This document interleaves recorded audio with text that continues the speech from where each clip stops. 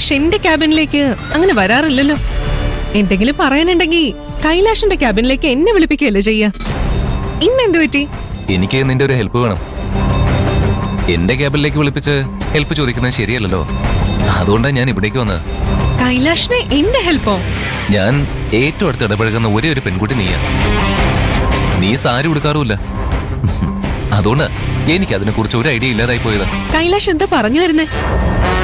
എനിക്ക് മനസ്സിലായില്ല. പാർവതിക്ക് ഞാനൊരു സാരി കൊടുത്തില്ലേ? ഫംഗ്ഷൻ എടുക്കേണ്ട സാരിയല്ലേ. അതുകൊണ്ട് വളരെ കോസ്റ്റ്ലി സാരി തന്നെയാ ഞാൻ വാങ്ങിക്കൊടുത്തത്. പക്ഷേ സാരി മാത്രമേ ഞാൻ വാങ്ങിക്കൊടുത്തുള്ളൂ. അതിന്റെ കൂടെ ഇടേണ്ട ഓർണമെന്റ്സ്, സാരിക്ക് മാച്ചായ വള, കമ്മൽ, മാല, അതൊന്നും ഞാൻ വാങ്ങിയില്ല. അതും കൂടി വാങ്ങിക്കൊടുക്കണായിരുന്നു. So what? ഇനി വാങ്ങിക്കൊടുത്താ മതിയല്ലോ. മതി. എനിക്ക് മുക്തയുടെ ഒരു ഹെൽപ്പ് വേണമെന്ന് ഞാൻ പറഞ്ഞത് അതുകൊണ്ട് തന്നെയാ. എനിക്കതിനെ കുറിച്ചൊന്നും അറിയില്ലല്ലോ. വേണ്ടതെല്ലാം മുക്ത വാങ്ങിക്കൊടുക്കണം. പിന്നെന്താ? നീ ഒരു ഹെൽപ്പ് ചോദിച്ചാ പറ്റില്ലെന്ന് എനിക്ക് പറയാൻ കഴിയുമോ? പക്ഷേ ഒരു സംശയം, അവൾക്കതെല്ലാം വാങ്ങിക്കൊടുത്താൽ മാത്രം മതിയോ? അതോ അതൊക്കെ അവളെ അണിയിച്ച് ഞാൻ തന്നെ അവളെ എന്റെ കാറിൽ നിന്റെ വീട്ടിലേക്ക് കൂട്ടിക്കൊണ്ടുവരണോ?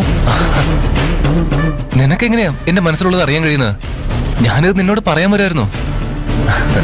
അവൾ അവളുടെ സ്റ്റൈലല്ലേ സാരി ഉടുക്ക ഒരുങ്ങൊക്കെ ചെയ്യാ. നാടൻ സ്റ്റൈലില് അവളുടെ ആ ലുക്ക് മാറ്റിയെടുക്കണം. റിച്ച്നെസ് ഉണ്ടാവണം. അത് മുക്ത വിചാരിച്ചാലേ നടക്കൂ. ചുരുക്കി പറഞ്ഞ മുക്ത അവളെ ഒരുക്കണം. പറ്റില്ല ഞാൻ പറഞ്ഞു. പറ്റില്ലെന്ന് നീ പറയില്ലല്ലോ. എന്നോട് പറ്റില്ല എന്ന് പറയാൻ നിനക്ക് കഴിയില്ലല്ലോ. എനിക്കറിയില്ലേ നിന്നെ. ഞാൻ ഏറ്റു. പാർവതിയെ ഒരു കല്യാണ പെണ്ണിനെ പോലെ അണിയിച്ചൊരുക്കി ഞാൻ നിന്റെ മുന്നിൽ കൊണ്ടുവന്ന് നിർത്തിത്തരാം. പോരെ? താങ്ക് യു മുക്ത. ദാ എന്റെ ക്രെഡിറ്റ് കാർഡ്. ക്രെഡിറ്റ് കാർഡ് എന്റെ കയ്യിലും ഉണ്ട് കൈലാഷ്. അത് വേണ്ട. ഇത് കൈലാഷ് പാർവതിക്ക് വാങ്ങിക്കൊടുക്കുന്ന എന്റെ കാർഡ് തന്നെ യൂസ് ചെയ്യണം. പ്രണയത്തിന്റെ ഓരോരോ കുരുത്തക്കേടുകളെ. ഓക്കെ, തന്നു.